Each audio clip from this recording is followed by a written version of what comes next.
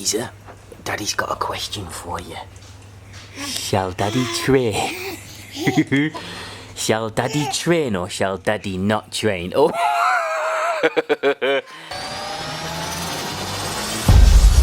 Here.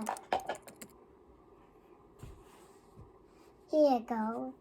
Thank you. Eat your breakfast. Eat your breakfast. Okay then, thank you. Oh, thank you. You're such a Your good favourite. waitress. Oh, thank you. My favourite. Your favourite. Oh, what a good, delicious coffee that is. Now then, let's try this. That's so tasty.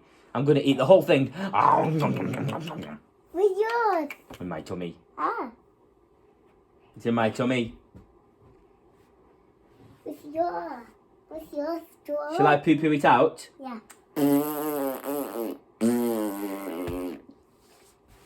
Daddy poo-pooed it out. There it is. Thank you. That was so delicious. Here you go. Oh, personally, my training journey over the last 5 or 6 years has very much been like, it's following 65-70% bodybuilding, strength training, but it's been like, there's been quite a lot of football played in between that time as well. Probably 3 or 4 phases of football, so that has definitely changed the dynamics of my training and thus burned muscle away as I have played. So that temptation back to play, especially in summertime. So I've just come from a phase of playing football, and the reason why I stopped playing was a couple of reasons. A couple of injuries was really aggravating. Hello. A couple of aggravating injuries, hamstring problems, stuff like that towards the end of games. And I know that it was the transition of me going back into playing again. As my body weight was coming down, I was losing muscle tissue and getting fitter. Another problem with that was that my average running was so much more than other forwards that played. That's just the way I play. So as I got, I think it was like maybe my 3rd nagging injury, naturally spent time away and transitioned back into strength training because it's a very easy thing for me to do. However, you then get out of routine, and just as I was deciding to go back to play again after the hamstring injury subsided, then what happened with that was I missed the family. Since I'd been injured, I'd spent a lot of time with the family at the weekends, and I work all week, so I don't see them a lot. And I just couldn't go back to playing. And what solidified that decision was that there was many games in the lakes, some like two and a half hours away. So it'd be a case of like getting in the coach at 11 and then getting back home at 8:30, 9 p.m. Just can't do that now. We're busy with work, and I miss the family. I look forward to seeing them more at the weekend. So anyway, that was about 10 weeks ago now. I'm waffling, but that was about 10 weeks ago.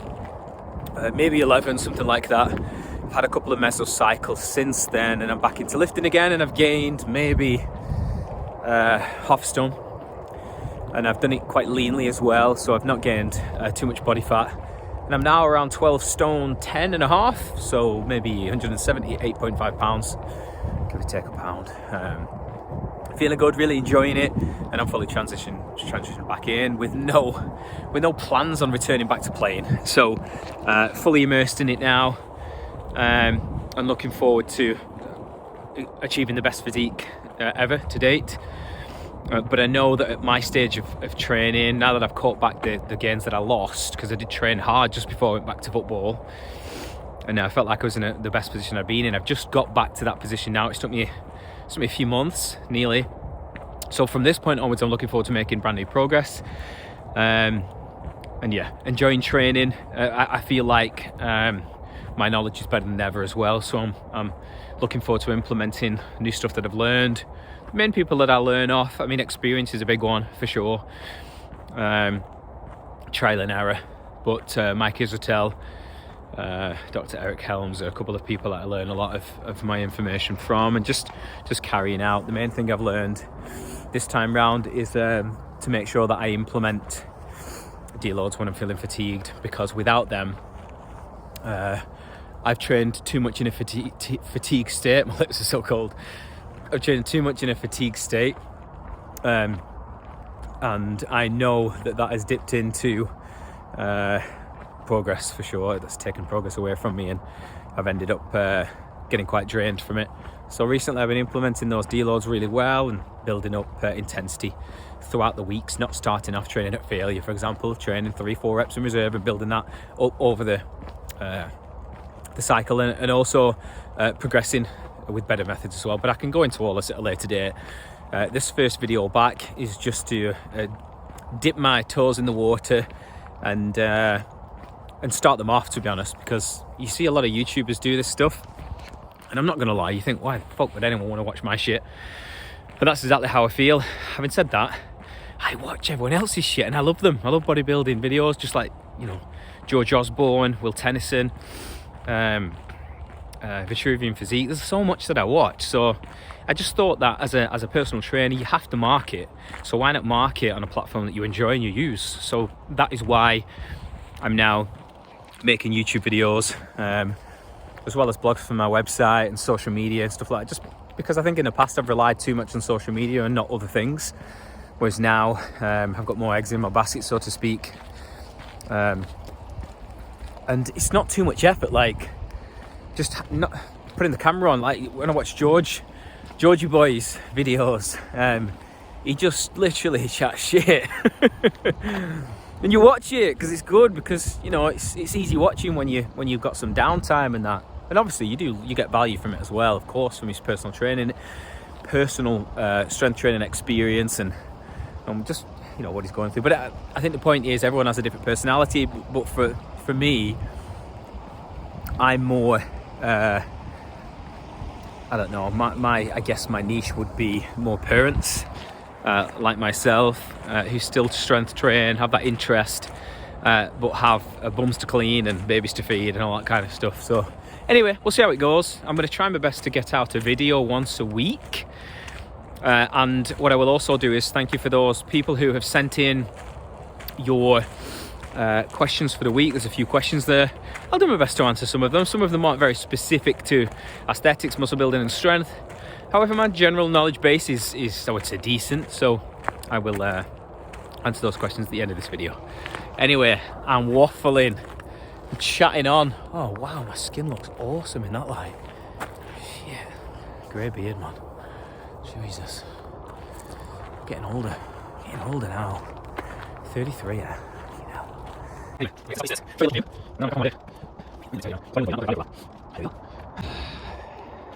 Today, by the way, is a day off, rest day, and obviously this video I'm going to go through my split, and the topic of this video is what is the best split. So we'll go through that as well. Loads of content in this video. By the way, has anybody else been ill for like the last 10 to 14 days? The date today is the 2nd of December. The gang, my family, we've all been ill with this RSV virus.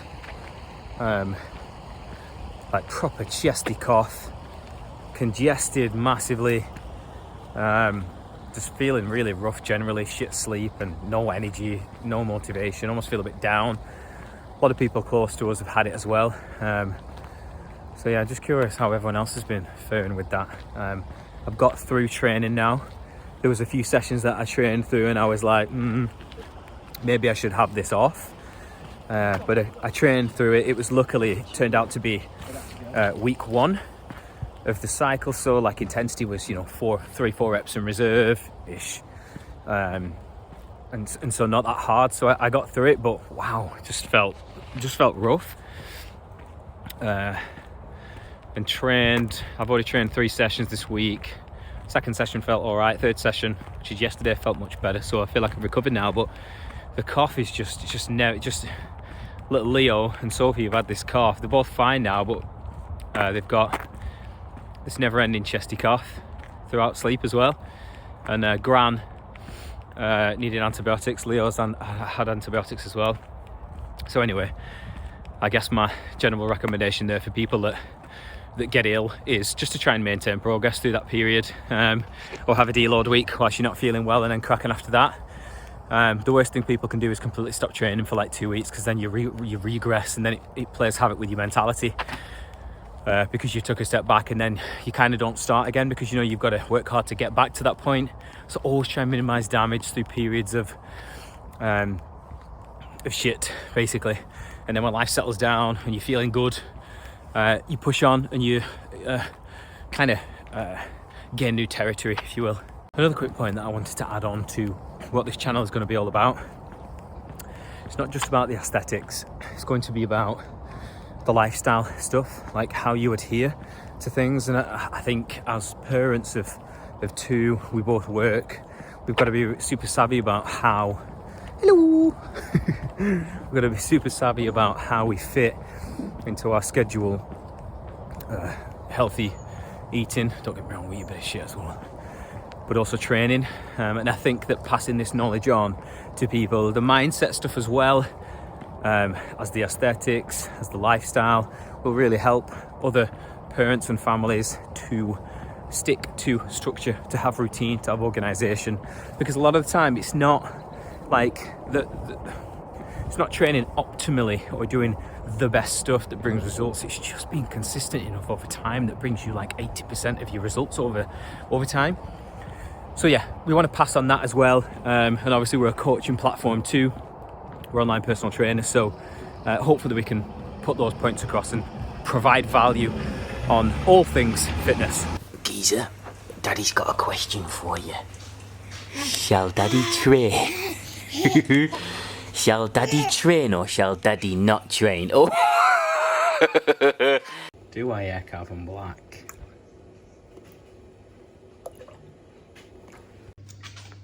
Couldn't do this in the gym, could you? This is the beauty of having a garage gym. See, it has its downsides, but it has its massive upsides as well. You cannot turn up to the gym in slippers, no matter how confident you are. But you can when you've got your own garage gym. Training, out.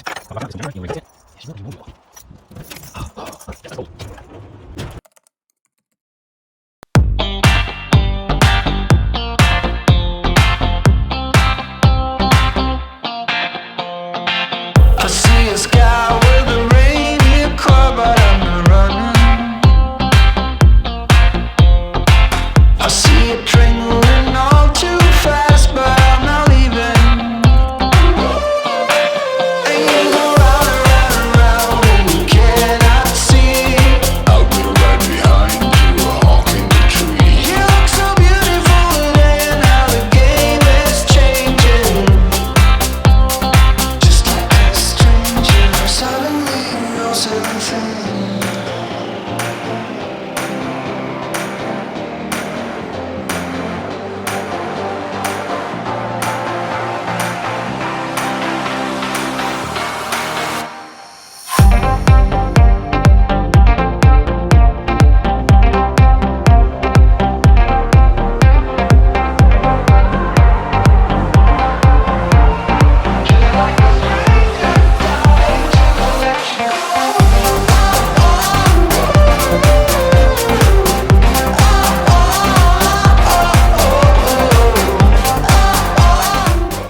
Okay, so we're in the garage and we're about to create content for the first YouTube video. There's going to be ideally one every week. It's probably going to be one every 2 weeks. Who knows?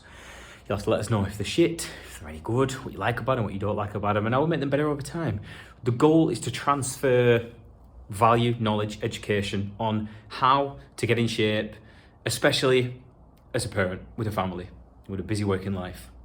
And then after that, how to optimize your training going forwards, or how to organize and structure training aside your life. Anyway, here we go. I love our little garage, isn't it cool? Okay guys, the topic of today's video is which split is best, which split is optimal.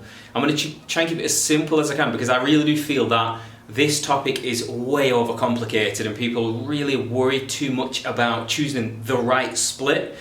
First of all, the longer you train for, your requirements for which split will change, because you may have lagging muscles, for example. You may not like to do certain splits because you may prefer to spread out your leg training rather than feel sick doing 1 or even 2 sessions on a push-pull legs, push-pull legs. I'm going to go over these in a second, but there are many reasons why we as individuals may prefer certain splits over others, and they all work. That is the amazing thing about it. There are so many people who do such a variety of different training splits, and everybody does really well. So I'm just going to break it down and make it nice and simple for you so you can put it into your own program. So the most common splits we have is basically full body, upper lower. So full body tends to be known as a beginner split, but I've run this split 5-6 days a week, and it's a really good split because you can put in different areas of your body that are struggling to develop across the week. So science basically recommends to hit a muscle group at least twice a week. So as we can see with the bro split, chest, back, legs, rest day, shoulders, arms, rest day, you're only hitting each muscle group once a week in that split, okay? And I'm not doing this in order, but hopefully you'll be able to keep along with me. First video and all that. So full body is typically prescribed to beginners. There you go, 3 sessions a week. That's nice and adherable for you. By the way, my lips are freezing, so I'm just about managing to speak. Go away, do your 3 sessions a week, and then when you become an intermediate, upper lower. Then when you become advanced, push-pull legs, push-pull legs. Okay, so you might do upper lower rest, rest. Push-pull legs rest, push-pull legs rest. They are the most common splits. However, there are so many different variations you can follow. For example, full body 3 to 5 times a week. You don't have to stick to it 3 times a week. Chest dominant workouts. You could have a sprinkling of back in there, but it is a chest dominant session. Obviously with some arms in there as well. Chest dominant, back dominant, leg dominant, full body, or upper lower at the end. So again, these routines are great because you can spread multiple muscle groups across the week, and science says that a frequency of 2 times per week for each muscle group is ideal because after 3 or 4 days, when protein synthesis rates have come down and the muscle is fully healed and ready to go again, it's got to wait another 3 or 4 days till it's hit again. So, in my opinion, the bro split, chest, back, legs, shoulders, arms, is the worst split, and it's a split that I never run. However, you can mix that pretty much into a 2 times per week frequency, each muscle group. So, chest dominant, I've not long done this. Chest dominant, back dominant, and there are arms and shoulders in that as well, but it is a dominant chest back session. So chest dominant, back dominant, leg dominant, full body, or upper, lower, you can do whatever you want. Most often, I've done a full body after that, because I'll put a sumo deadlift on one of those days. Again, you don't have to do that. You can put that on a back dominant if you want to. Again, this is the amount of variation you can have. Then we've got push-pull legs. Now this split is very similar to your bro type split. Okay, people that do bro splits now will like this one. So push-pull legs. Now your push will have triceps in as well. So it's chest, shoulders, triceps. Your pull session will be rows, horizontal rows, vertical rows, biceps, etc. But again, you can sprinkle different muscles. You could put some side raises in that if you wanted to. It's just a predominant back session. So push-pull, legs, rest day, full body, rest day. So here you could use upper lower, but I've just put full body there. Now that's the beauty of full body. The longer you've been training, the more lagging muscles you have. You need to put them into your week as many times as you can to try and bring those lagging muscles up, especially if they heal fast. If they heal fast, you can hit them more frequently. Okay. Then we've got chest. And now this is my current routine, and it's a class routine. It's a little bit like the bro split. However, toward the back end of the week, we've got a full body and a legs and shoulders. So this full body session will have predominantly upper body in. And this session, predominantly legs with some shoulders in. But you can see chest and bis, that's a good old school, or it could be chest and tris. But chest and bis, back and tris, legs, rest day. Full body, legs and shoulders, rest day. And then, as mentioned in the end, we've got the chest, back, legs, shoulders, arms, which is your bro split. The problem with this is you only manage it, each muscle group gets hit once a week. Now that's not enough, okay? And why not hit it twice a week? Because by the time it comes to, so that's Monday, chest day, International Chest Day. By the time you get to Thursday, your chest is fully healed. So why not hit it again, okay? And build muscle at a faster rate. Now, with this said, And these are very rough amounts. You can do more, but typically when you're a beginner, you'll do 5 to 6 exercises each session. As an intermediate, you'll do 6 to 7 exercises per session. And as an advanced, you'll do 7 to 8 exercises per session. Now this can be higher. I'm just giving you a very rough guide. This could be 10. It depends on the experience of the person, how the session is planned out. If it's not too fatiguing, you can be clever about putting, more isolation work in there so it's not as fatiguing. However, that is a rough guide. So there is no magic formula. Don't get lost in the realm of this is the best, you'll get massive. You won't. You just need to stick to something that is adherable. So each one has great benefits, but I would put the Bro Split last, okay? The most important thing is recovery.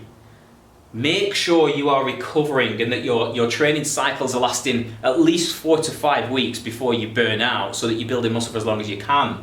So recovery is very important between sessions, hence the rest days as well. 5 days, for me, I prefer to 6 because with 6 I just find that I burn out faster. So recovery, enjoyment. You might do full body and hate it. You might do push-pull legs when you're but you hate 2 leg days. So you're trying to suit you psychologically as well. And lastly, adherence. Adherence is a massive one. If you can adhere to one of these or 2 or 3 of these 5, 6, better, over time you will build more muscle than the best split, the optimal split. Okay? So try them all. Try all 5 or 6 or however many we've got. But say these 4 or 5 here, 1, 2, 3, 4, 5.